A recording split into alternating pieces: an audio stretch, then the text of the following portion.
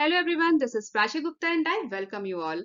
आज की वीडियो में हम ब्रीफली डिस्कस करेंगे रेस्ट एश्योर्ड क्या है, रेस्ट एश्योर्ड क्यों यूज किया जाता है, हमें सिस्टम को कैसे प्रिपेयर करना है, कैसे सेटअप करना है, रेस्ट एश्योर्ड यूज करने के लिए क्या क्या सिस्टम रिक्वायरमेंट्स हैं, इसको हम प्रैक्टिकली करके देखेंगे। और वीडियो के लास्ट में हम एक सिंपल सा रेस्ट एश्योर्ड स्क्रिप्ट राइट करेंगे।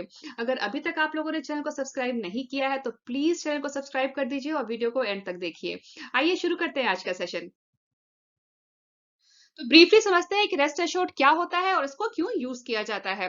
तो रेस्ट एश्योर्ड एक ओपन सोर्स जावा लाइब्रेरी है जिसको यूज किया जाता है रेस्ट एपीआई की टेस्टिंग या वैलिडेशन के लिए। तो यहाँ पे हमने वही लिखा है, it is open source Java library hence free to use and are used for testing and validating REST API कह लीजिए या फिर आप रेस्टफुल वेब सर्विसेज कह लीजिए।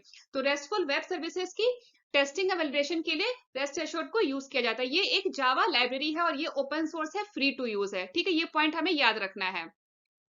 It is capable of validating HTTP responses from the server.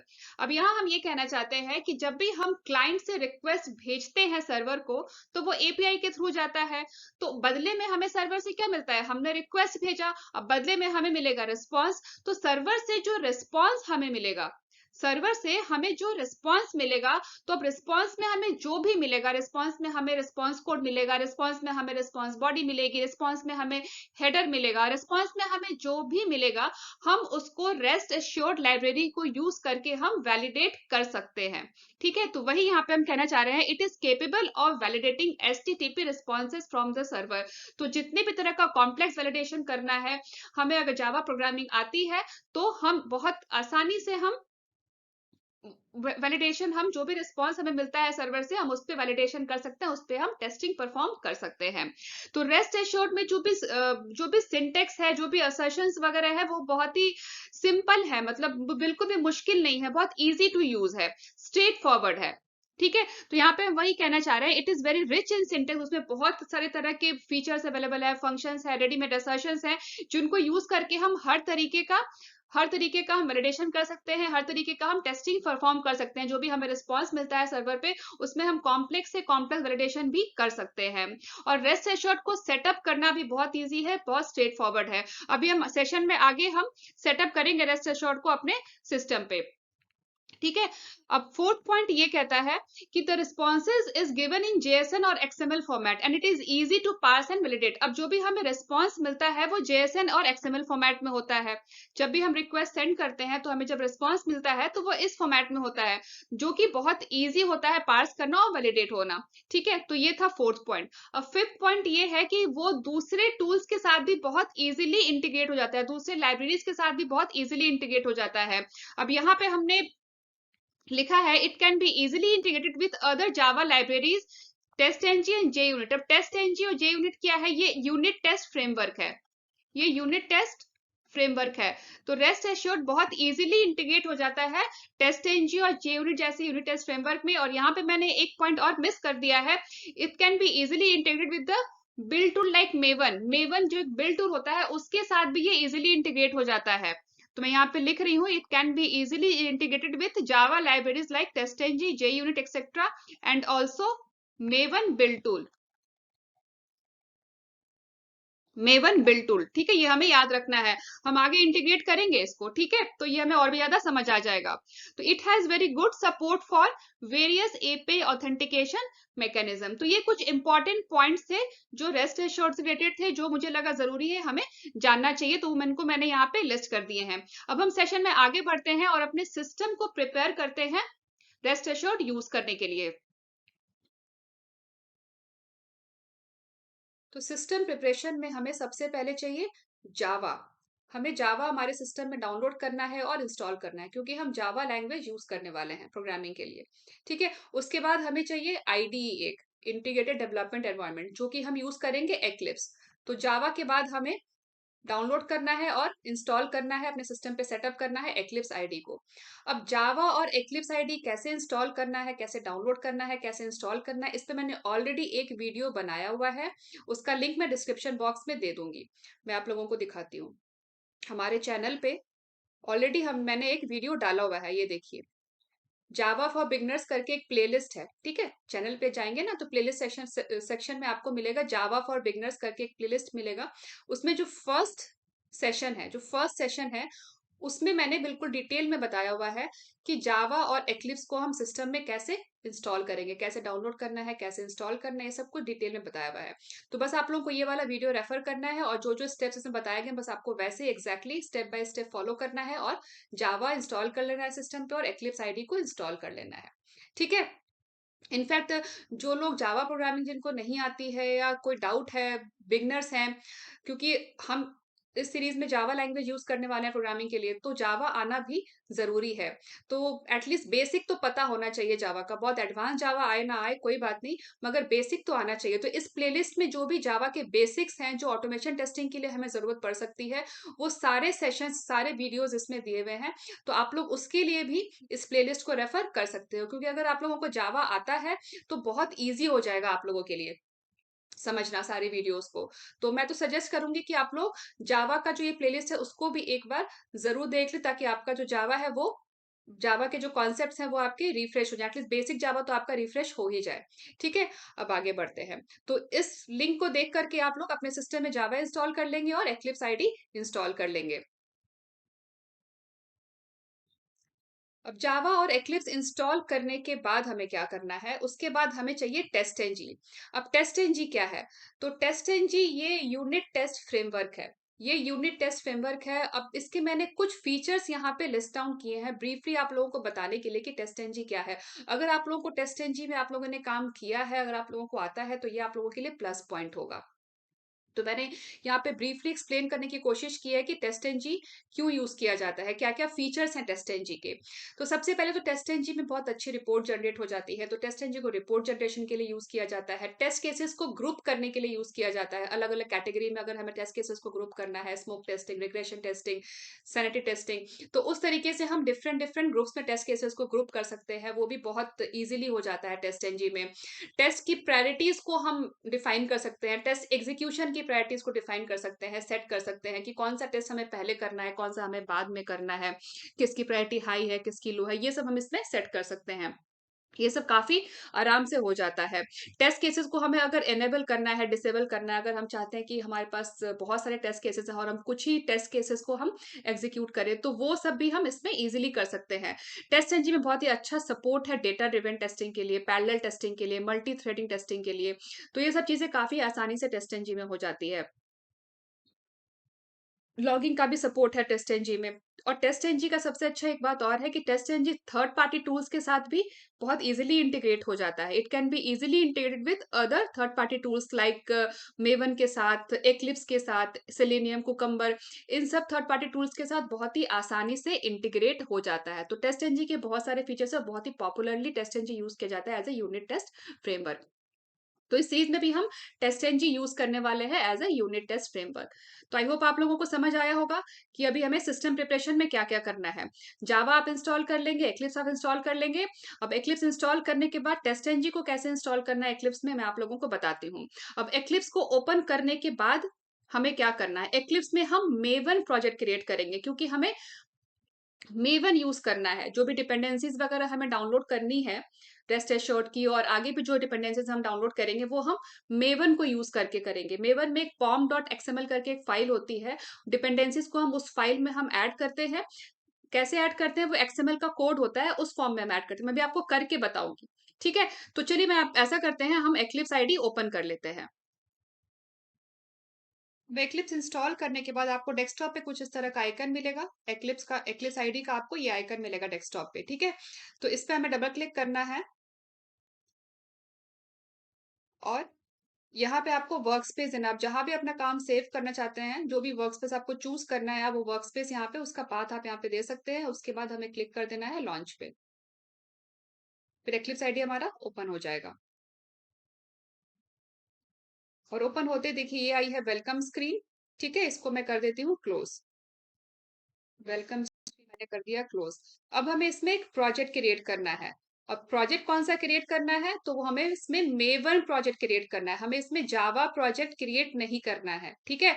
Java for beginner series अगर आप लोगों ने देखा होगा तो हमने उसमें जावा प्रोजेक्ट क्रिएट किया है, लेकिन इसमें हमें रेस्ट एश्योर्ड की एपीआई टेस्टिंग के लिए हमें इसमें मेवन प्रोजेक्ट क्रिएट करना है। इस बात का आपको ध्यान रखना है।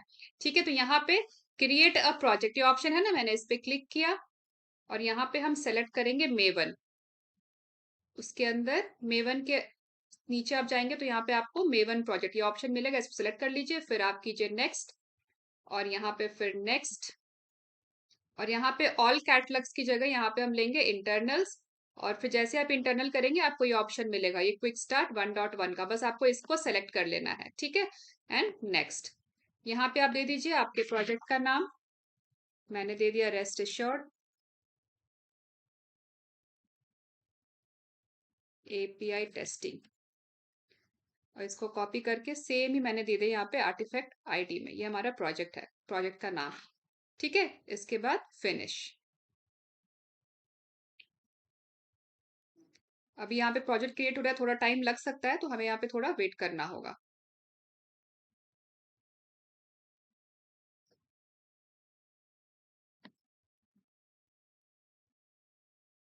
और यहाँ पे कंसोल में नीचे के सेक्शन में हम आएंगे तो यहाँ पे हमें टाइप करना है Y for yes, capital Y and enter.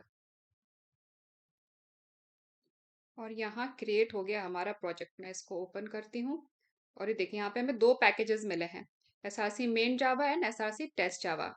अब इसके अंदर हमें मिला है ये पैकेज, और एसआरसी टेस्ट जावा के अंदर भी हमें मिला है एक पैकेज। तो ये डिफॉल्ट पैकेजेस क्रिएट हुए हैं, मगर हम अपने पैकेजेस क्रिएट करेंगे, ठीक है। तो उसको हम चाहें तो डिलीट भी कर सकते हैं, या फिर मैं अभी के लिए रहने देती हूँ, बाद में डिलीट करेंगे। डिलीट करना बहुत ही सिंपल है, बस आपको डिलीट बटन पे प्रेस करना है और ये डिलीट हो जाएगा, या फिर राइट क्लिक करके भी इसको डिलीट कर सकते हैं। तो चलिए डिलीट ही कर देते हैं, डिलीट, ओके, और राइट क्लिक किया और इसको हमने डिलीट कर दिया, ठीक है। हम इनमें अपने पैकेजेस क्रिएट करेंगे। अब इसके बाद जो सबसे ज्यादा इंपॉर्टेंट है, ये हमें डिफॉल्ट प्रोजेक्ट का स्ट्रक्चर मिला है, ठीक है, डिफॉल्ट स्ट्रक्चर मिला है। अब इसमें जो सबसे ज्यादा इंपॉर्टेंट है वो है pom.xml। तो जब हम मेवन प्रोजेक्ट क्रिएट करते हैं तो ये अपने आप ही क्रिएट होता है pom.xml, ये पूरा जो प्रोजेक्ट स्ट्रक्चर जो फोल्डर्स आप देख रहे हैं सारा कुछ अपने आप क्रिएट हुआ है, ठीक है। तो मैंने यहाँ पे ओपन कर लिया मेवन, मैंने यहाँ पे ओपन कर लिया pom.xml, इस पर डबल क्लिक किया और ये यहाँ पे ओपन हो गया। अब मैं इस विंडो को जरा कर देती हूँ बड़ा, ठीक है। अब इसमें ये देखिए डिपेंडेंसीज टैग आप देख रहे हैं, ये डिपेंडेंसीज टैग, इस डिपेंडेंसीज टैग के अंदर हम इसमें प्रोजेक्ट की डिपेंडेंसीज ऐड करेंगे। जैसे कि हमें रेस्ट एश्योर की डिपेंडेंसी इसमें ऐड करनी है, तो अब रेस्ट एश्योर की हमें जार फाइल चाहिए होंगी, उनकी लाइब्रेरीज चाहिए होगी, तो या तो हम मैनुअली डाउनलोड कर करके अपने प्रोजेक्ट पे कॉन्फ़िगर करें, या फिर अगर हम मेवन प्रोजेक्ट हम क्रिएट करते हैं तो बस हमें क्या करना है, एक्सएमएल कोड, जो इसकी रेस्ट एश्योर की डिपेंडेंसी का जो एक्सएमएल कोड होगा ना, वो हमें बस यहाँ पे ऐड करना है। अब देखिए यहाँ पे बाय डिफॉल्ट यहाँ पे जे यूनिट की डिपेंडेंसी ऐड होकर मिली है, ये देख रहे हैं आप, डिपेंडेंसीज के अंदर ये डिपेंडेंसी टैग के अंदर ये है जे यूनिट की डिपेंडेंसी, ठीक है। इसी तरीके से बाकी दूसरी जो लाइब्रेरीज है, जो डिपेंडेंसीज हमें इसमें ऐड करनी है, हम उनको डिपेंडेंसीज टैग के अंदर ही हम इसमें ऐसे ऐड करेंगे। तो जो भी हमें लाइब्रेरी चाहिए हमारे प्रोजेक्ट में, उसका हम एक्सएमएल फाइल, जो डिपेंडेंसी को ऐड करने के लिए जो एक्सएमएल फाइल होगी, वो हम इस डिपेंडेंसी टैग के अंदर हम ऐड कर देंगे। मैं भी आपको करके बताऊंगी। तो फिर क्या होगा, जैसे ही हम सेव करेंगे ना, जैसे ही हम सेव करेंगे, ये जो यहाँ पे मेवन डिपेंडेंसीज ये फोल्डर है ना, इसमें वो जार फाइल्स डाउनलोड होके अपने आप कॉन्फ़िगर हो जाएगी हमारे प्रोजेक्ट में। अभी देखिए यहाँ पे जे यूनिट की डिपेंडेंसी यहाँ पे ऐड की हुई थी ना, तो ऑटोमेटिकली यहाँ पे डिपेंडेंसीज में आपको जे यूनिट की जार फाइल दिख रही है ना। अब मैं इसको यहाँ से अगर डिलीट कर दूंगी ना, देखिए मैंने यहाँ से इसको कंट्रोल एक्स करके डिलीट कर दिया। अब मैं जब इसको सेव करूंगी ना, तो ये जार फाइल यहाँ से अपने आप चली जाएगी, देखिए चली गई ना। अब कोई मेवन में डिपेंडेंसी नहीं है, तो वो डिपेंडेंसी फोल्डर ही गायब हो गया, चला गया, ठीक है। अब मैं वापस इसको ऐड कर देती हूँ, ठीक है, मैंने इसको ऐड कर दिया। अब मैं इसको सेव करती हूँ, तो सेव करते ही इस वर्जन की डिपेंडेंसी, ठीक है, जे यूनिट की इस वर्जन की डिपेंडेंसी 3.8.1 की जो जार फाइल होगी वो अपने आप डाउनलोड हो जाएगी और हमारे प्रोजेक्ट के साथ कॉन्फ़िगर हो जाएगी। अब कल होकर के अगर वर्जन चेंज होता है, सपोज कीजिए जे यूनिट का वर्जन चेंज होता है, तो आपको कुछ नहीं करना है, आपको बस यहां से वर्जन बस चेंज कर देना है और सेव कर देना है। अपने आप जो उस वर्जन की जो जार फाइल होगी, लाइब्रेरी फाइल होगी, वो आपके फोल्डर में ऐड हो जाएगी डाउनलोड होकर के। तो काफी इजी हो जाता है डिपेंडेंसीज को मैनेज करना अगर हम मेवन प्रोजेक्ट क्रिएट करते हैं। तो रियल टाइम में हम मेवन प्रोजेक्ट के साथ ही काम करते हैं, इसलिए मैंने आप लोगों को बोला था कि हम इसमें मेवन प्रोजेक्ट क्रिएट करेंगे। वैसे तो मेवन एक बिल्ड टूल है और मेवन के और भी बहुत सारे एडवांटेजेस हैं, जैसे अगर हमें CI/CD करना है और हमें अगर कमांड प्रॉम्प्ट से बिल्ड करना है प्रोजेक्ट को, तो उन चीजों के लिए भी यूज किया जाता है। जेनकिन के साथ इंटीग्रेशन के लिए भी यूज किया जाता है। लेकिन अभी जो हम यूज कर रहे हैं, इसको हम डिपेंडेंसीज वगैरह बहुत इजीली इसमें हम मैनेज कर सकते हैं। ठीक है, तो आई होप आप लोग को समझ आया होगा। तो अब सेशन में आगे बढ़ते हैं और डिपेंडेंसीज हमें जो अभी चाहिए हम उनको इसमें हम ऐड कर लेते हैं। तो सबसे पहले तो हमें इसमें ऐड करना है रेस्ट एश्योर्ड की डिपेंडेंसी। तो वो कैसे करेंगे? तो उसके लिए हम चलेंगे मेवन रिपोजिटरी में। तो हम क्रोम ब्राउजर ओपन करते हैं और फिर हम चलते हैं मेवन रिपोजिटरी में। तो यहां से हम ओपन कर लेते हैं क्रोम ब्राउजर।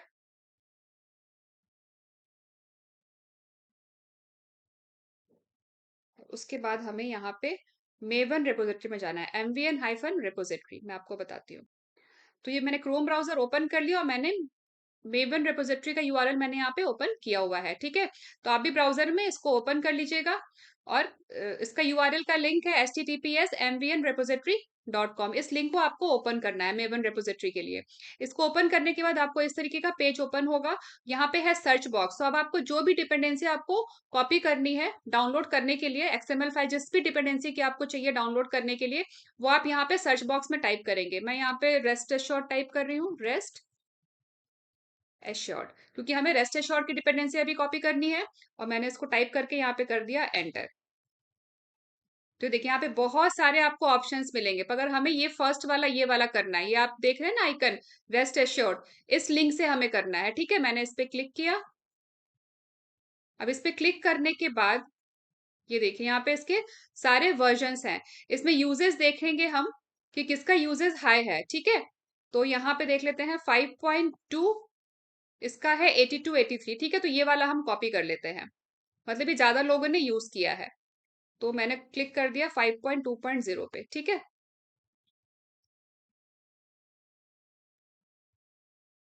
और ये रही इसकी एक्सएमएल कोड। इसकी डिपेंडेंसी को डाउनलोड करने का ये रहा एक्सएमएल कोड, ये है इसकी डिपेंडेंसी। इसको मैंने कर लिया यहाँ से कॉपी। ठीक है, अब हम चलते हैं एक्लिप्स आईडी में।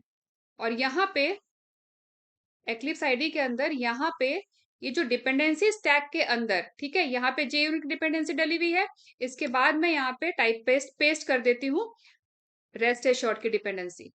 ठीक है, अब मैं जैसे ही सेव करूंगी ना, रेस्ट एश्योर्ड की जो भी डिपेंडेंसीज हैं, जार फाइल्स हैं, वो ऑटोमेटिकली मेवन रिपोजिटरी से डाउनलोड होके हमारे प्रोजेक्ट में कॉन्फ़िगर हो जाएगी। ठीक है, जैसे JUnit का किया था ना वैसे ही। वैसे तो हमें JUnit की डिपेंडेंसी यहाँ पे नहीं चाहिए, ये बाय डिफॉल्ट अपने आप ऐड होकर हमें मिलती है जब हम मेवन प्रोजेक्ट क्रिएट करते हैं। तो क्योंकि हम टेस्ट एनजी यूज करने वाले हैं ना as a unit test framework, तो हमें JUnit नहीं चाहिए। पर ये चूंकि बाय डिफॉल्ट मिला है तो मैं इसको यहाँ पे ऐसे ही रहने देती हूँ। और हमने अभी हमारी रिक्वायरमेंट के हिसाब से रेस्ट एश्योर्ड की डिपेंडेंसी इसमें ऐड कर दी। अब देखिए मैं इसको करती हूँ सेव, Ctrl+S, और ये देखिए जितनी भी जार फाइल्स थी रेस्ट एश्योर्ड के लिए, वो सारी यहाँ पे हमारे प्रोजेक्ट में डाउनलोड होके कॉन्फ़िगर हो गई है। ठीक है, अब इसके बाद हमें चाहिए टेस्ट एनजी की डिपेंडेंसी।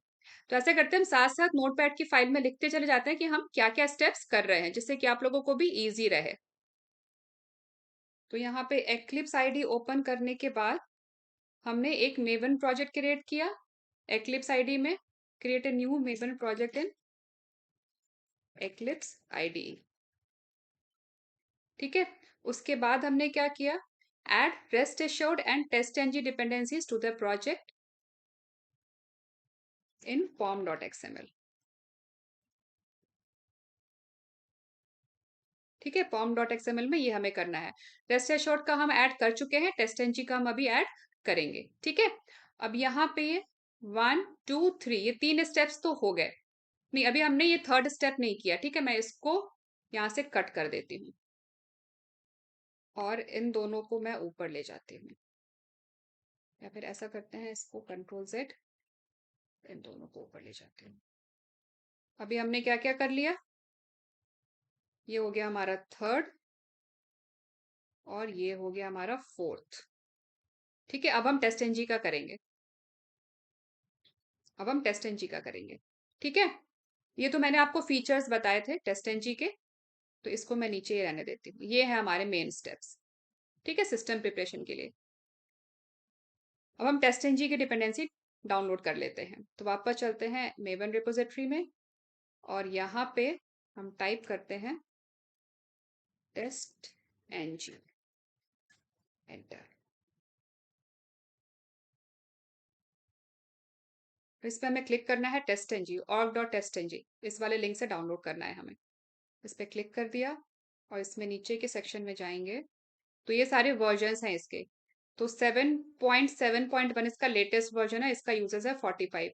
तो ऐसा करते हैं हम थोड़ा पुराना वर्जन लेते हैं जो जिसके यूजेस थोड़ा हाई है, वो थोड़ा स्टेबल होता है।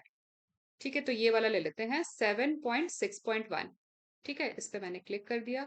आप लेटेस्ट भी ले सकते हैं, ऐसे कोई प्रॉब्लम की बात नहीं है, पर जो पुराने वर्जन हैं, थोड़े पुराने वर्जन वो थोड़े स्टेबल होते हैं, इसलिए मैंने ये वाला ले लिया है।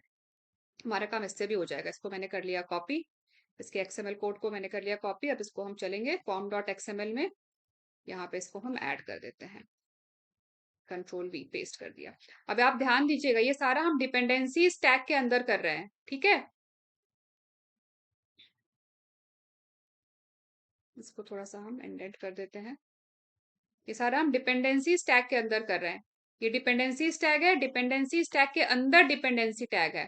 ठीक है, तो ये हो गई पहली डिपेंडेंसी JUnit की, ये हो गई दूसरी डिपेंडेंसी रेस्ट एश्योर्ड की, और ये हो गई तीसरी डिपेंडेंसी टेस्ट एनजी की। ठीक है, 3 हमने एंट्रीज बना ली इसमें। अब इसको हम जैसे ही सेव करेंगे ना, तो जो टेस्ट एनजी की जो जार फाइल्स है वो भी मेवन डिपेंडेंसीज में इसमें ऐड हो जाएंगी। देखिए मैं इसको सेव करती हूँ, Ctrl+S, और ये देखिए आ गए ना यहाँ पे टेस्ट एनजी की जार फाइल। अभी हमने यहाँ पे जार फाइल तो ऐड कर ली टेस्ट एनजी की, लेकिन हमें एक्लिप्स पे भी टेस्ट एनजी को इंस्टॉल करना होगा।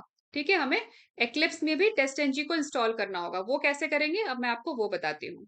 तो जार फाइल के साथ साथ हमें एक्लिप्स आईडी में भी टेस्ट एनजी को हमें इंस्टॉल करना है। अब हमें एक्लिप्स आईडी में टेस्ट एनजी को इंस्टॉल करना है, तो उसके लिए यहाँ पे हेल्प पे क्लिक किया और यहाँ पे एक्लिप्स मार्केट प्लेस, और यहाँ पे फाइंड में यहाँ पे मैं टाइप करती हूँ टेस्ट एनजी एंड एंटर। और देखिए टेस्ट एनजी फॉर एक्लिप्स ये आ रहा है ना, मैंने यहाँ पे इंस्टॉल पे क्लिक कर दिया। अभी दोनों कंपोनेंट्स मुझे इंस्टॉल करने हैं। ठीक है, कंफर्म कर दिया मैंने, फिनिश, और यहाँ पे सेलेक्ट ऑल, ट्रस्ट सेलेक्टेड। और अभी ये रीस्टार्ट करने के लिए पूछेगा, restart Eclipse IDE to display software upgrade, sorry. तो हम इसको रीस्टार्ट कर देंगे।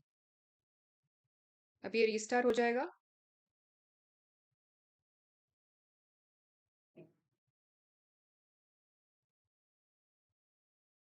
और यहाँ पे हम वेरीफाई कर लेते हैं एक बार कि टेस्ट एनजी इंस्टॉल हुआ कि नहीं एक्लिप्स में। तो उसके लिए यहाँ पे विंडोज, प्रेफरेंसेस, और यहाँ पे देखिए टेस्ट एनजी आ गया ना, ये पहले नहीं आ रहा था। ठीक है, तो ये आपको यहाँ पे ये टेस्ट एनजी का ऑप्शन मिल जाएगा। तो इस तरीके से हम एक्लिप्स आईडी में भी टेस्ट एनजी को हम इंस्टॉल कर लेंगे। टेस्ट एनजी को एक्लिप्स में इंस्टॉल करने के बाद हमें एक और डिपेंडेंसी ऐड करनी है form.xml में। वो डिपेंडेंसी है JSN सिंपल की, JSN-simple। अब ये क्यों चाहिए?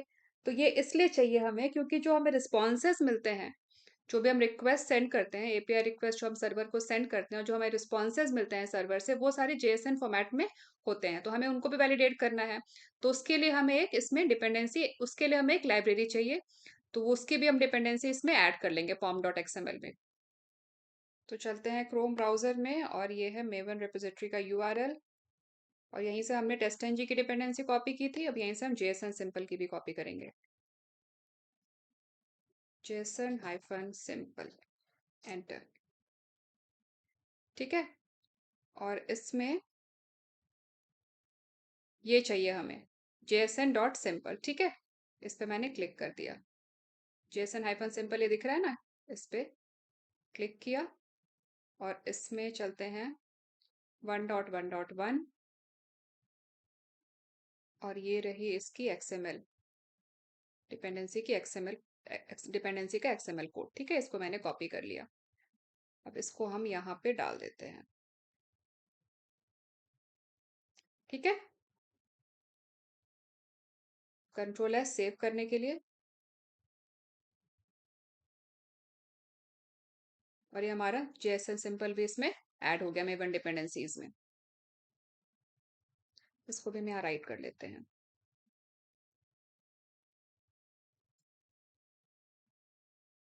1 2 3, ये है 4 और ये हो गया 5। Fifth step, add JSON hyphen simple dependency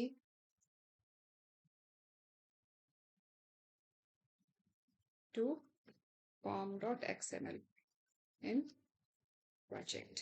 ठीक है, ये भी हमें करना है। तो हमने अब तक कौन कौन सी डिपेंडेंसीज ऐड कर ली? रेस्ट एश्योर्ड की कर ली, टेस्टएनजी की कर ली, टेस्टएनजी को इंस्टॉल कर लिया एक्लिप्स आईडी में, और हमने जेसन सिंपल की डिपेंडेंसी भी ऐड कर ली। तो अभी तक हमने इसमें 3 डिपेंडेंसीज ऐड की हैं। ठीक है, तो अभी हमें जितनी जरूरत थी उतनी डिपेंडेंसीज हमने इसमें ऐड कर ली है। जिस तरीके से हम अपने सीरीज में आगे बढ़ते जाएंगे और जैसे जैसे रिक्वायरमेंट आती जाएगी लाइब्रेरीज की, हम इसमें डिपेंडेंसीज ऐड करते जाएंगे। तो ऐसा कुछ जरूरी नहीं है कि हम सारी डिपेंडेंसीज अभी ही ऐड करें। जैसे जैसे हम आगे बढ़ते जाएंगे और डिपेंडेंसीज की रिक्वायरमेंट आती जाएगी, हमें अगर किसी लाइब्रेरी की जरूरत है तो हम उसकी डिपेंडेंसी pom.xml में अपडेट कर लेंगे। अभी के लिए हमें जितना जरूरत था उतना हमने कर दिया। अब मैं pom.xml को क्लोज कर रही हूँ। अब हम हमारा फर्स्ट टेस्ट केस राइट करेंगे। ठीक है, हमारा फर्स्ट टेस्ट केस राइट करेंगे। तो उसके लिए यहाँ पे 2 फोल्डर्स आप देख रहे होंगे, SRC main Java and SRC test Java. तो हम एसआरसी टेस्ट जावा पे काम करेंगे। ठीक है, एसआरसी मेन जावा में हम काम नहीं करेंगे। तो एसआरसी टेस्ट जावा पे हमने राइट क्लिक किया, क्योंकि एसआरसी मेन जावा जो है ना, ये फोल्डर मेनली डेवलपर्स के लिए होता है, टेस्टर्स इसमें काम करते हैं एसआरसी टेस्ट जावा में। तो इस फोल्डर पे मैंने राइट क्लिक किया और हम इसमें एक नई क्लास क्रिएट करनी है जावा कोड राइट करने के लिए। देन न्यू, और यहाँ पे ये क्लास, और यहाँ क्लास का नाम दे देते हैं फर्स्ट गेट रिक्वेस्ट।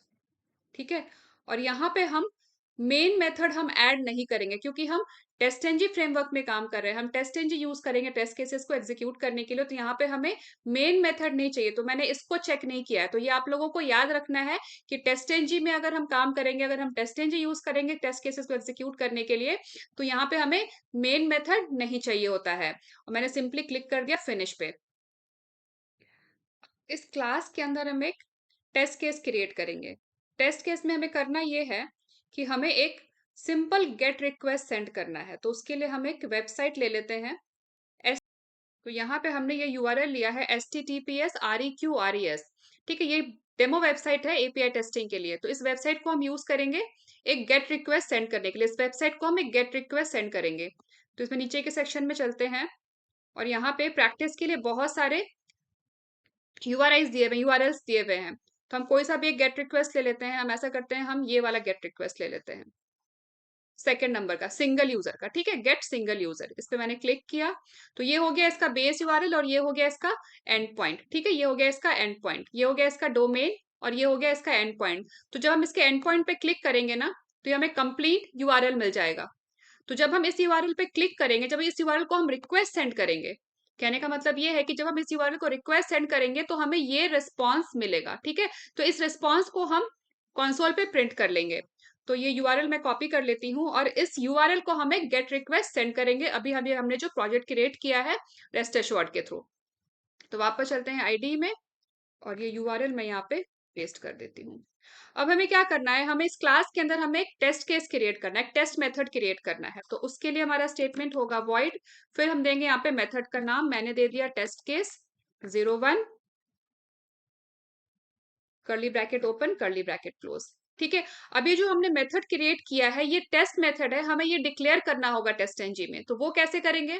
अब ये जो मेथड है ये एक टेस्ट मेथड है, ये हमें डिक्लेयर करना होगा। तो वो कैसे करेंगे? तो उसके लिए इस मेथड के ऊपर यहाँ पे हम @टेस्ट एनोटेशन यूज करेंगे, @ और ये कैपिटल TEST। ठीक है, तो टेस्ट एनजी में किसी भी मेथड को अगर हमें टेस्ट डिक्लेयर करना है तो उसके लिए हम @टेस्ट एनोटेशन यूज करते हैं। अब इसका हम पैकेज इंपोर्ट कर लेते हैं। तो इंपोर्ट टेस्ट org.testng annotations, इस पे मैंने क्लिक किया। अब ये देखिए पैकेज इसका इंपोर्ट हो गया, बहुत ही सिंपल है।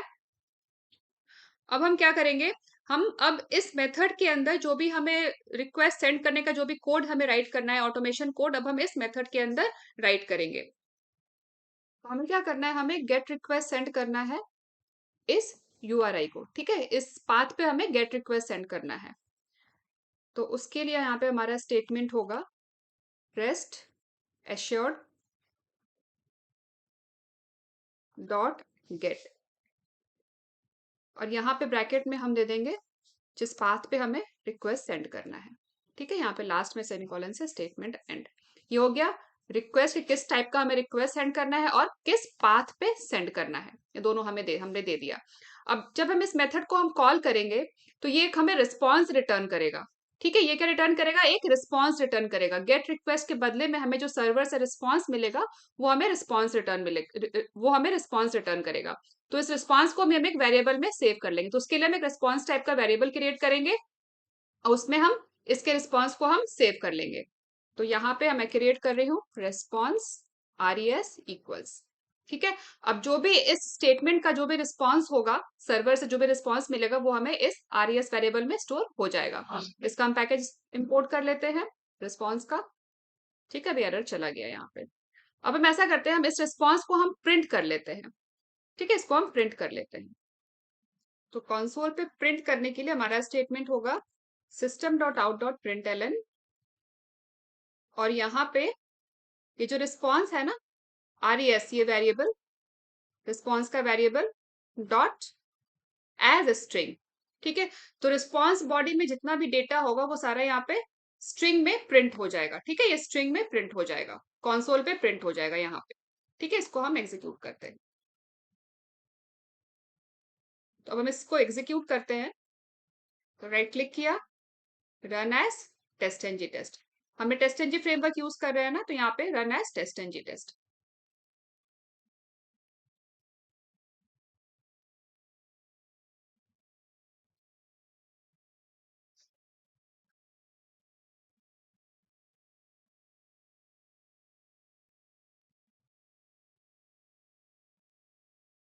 तो ये देखिए, पास 1 फेलियर 0। अब इसका हम कंसोल चेक करते हैं। ये देखिए, जो रिस्पॉन्स हमें मिला था ना, वो यहाँ पे प्रिंट हो गया। ठीक है, एक ही टेस्ट केस था, वो पास हो गया, यहाँ पे आगे लिखा हुआ ना, और जो उसका रिस्पॉन्स था वो यहाँ पे प्रिंट हो गया। ये देख रहे हैं आप, ये है ना इसका रिस्पॉन्स। ये देखिए, सेम रिस्पॉन्स मिला ना। अब हमें अगर यहाँ पे हमें इसका स्टेटस कोड भी प्रिंट करना है। ठीक है, इसका स्टेटस कोड भी प्रिंट करना है, तो मैं इसको ही कॉपी कर लेती हूँ। तो हम क्या करेंगे, यहाँ पे जो हमें रिस्पॉन्स मिला है res dot gate status code, तो यहाँ पे स्टेटस कोड भी प्रिंट हो जाएगा। यहाँ पे मैं एक मैसेज भी राइट कर लेती हूँ।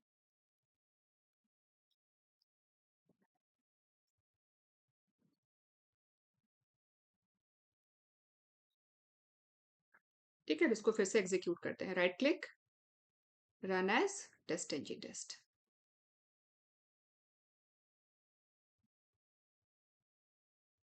ये देखिए, ये रहा इसका स्टेटस कोड, और ये जो रिस्पॉन्स आया था वो इसका रिस्पॉन्स है। ठीक, तो यहाँ पे हमने एक सिंपल सा सिर्फ डेमो के लिए हमने एक रेस्ट एश्योर्ड स्क्रिप्ट राइट किया, जिसमें हमने एक रिक्वेस्ट सेंड किया, गेट रिक्वेस्ट सेंड किया इस यूआरआई को। ठीक है, और हमने उसका रिस्पॉन्स भी प्रिंट किया और स्टेटस कोड भी प्रिंट किया। तो हमने आज क्या क्या कवर किया, एक बार फिर से देख लेते हैं। तो हमने ये समझ लिया कि रेस्ट एश्योर्ड क्या है, रेस्ट एश्योर्ड क्यों यूज किया जाता है, सिस्टम कैसे प्रिपेयर करना है हमने ये भी देख लिया, जिसके लिए हमें डाउनलोड करना है और इंस्टॉल करना है जावा अपने सिस्टम पे, और हमें एक्लिप्स आईडी भी सेटअप करना है अपने सिस्टम पे। तो जावा कैसे डाउनलोड करना है, कैसे इंस्टॉल करना है, एक्लिप्स आईडी कैसे डाउनलोड करना है, कैसे इंस्टॉल करना है, कैसे सेटअप करना है, ये सारा आपको इस लिंक पे मिल जाएगा। ये कोड स्टूडियो में अलग से एक वीडियो हमने बनाया हुआ है। ठीक है, तो इस ये लिंक मैं डिस्क्रिप्शन बॉक्स में दे दूंगी। उसके बाद एक्लिप्स आईडी हमें ओपन करना है, और एक्लिप्स आईडी में हमें एक प्रोजेक्ट क्रिएट करना है, मेवन प्रोजेक्ट क्रिएट करना है। ठीक है, एक्लिप्स आईडी में हमें एक मेवन प्रोजेक्ट क्रिएट करना है। मेवन प्रोजेक्ट क्रिएट करने के बाद हमें पॉम डॉट एक्सएमएल में मेवन प्रोजेक्ट क्रिएट करने के बाद हमें पॉम डॉट एक्सएमएल में हमें कुछ डिपेंडेंसीज ऐड करनी है। ठीक है, अब वो डिपेंडेंसीज क्या है, तो पहली डिपेंडेंसी तो है रेस्ट एश्योर की डिपेंडेंसी हमें ऐड करनी है, टेस्ट एनजी की डिपेंडेंसी हमें ऐड करनी है, और हमें एक डिपेंडेंसी और ऐड करनी है जेसन सिंपल की। मैं इसको भी ऊपर ही लिख देती हूँ, ठीक है, ताकि सारी डिपेंडेंसीज एक साथ हो जाए।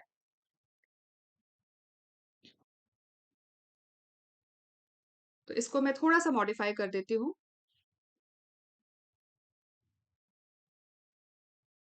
Add following dependency to pom.xml।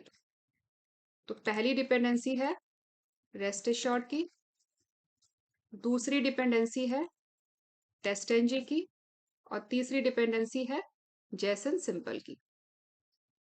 ठीक है, ये तीनों डिपेंडेंसी हमें pom.xml में ऐड करनी है। ये तीनों डिपेंडेंसी हमें कहाँ से मिलेगी? तो ये हमें मेवन रिपोजिटरी से मिलेगी। तो मैं इसका लिंक भी यहाँ पे दे देती हूँ। कहाँ से हमें इसको कॉपी करना है मैं वो भी मैं बता देती हूँ। ये है जेसन सिंपल का,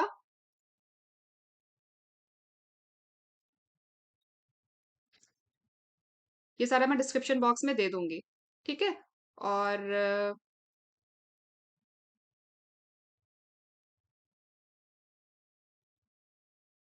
टेस्टएनजी का हमें यहाँ से करना था कॉपी, एक्सएमएल कोड डिपेंडेंसी का, वो भी मैं यहाँ राइट कर देती हूँ, और रेस्ट एश्योर्ड का।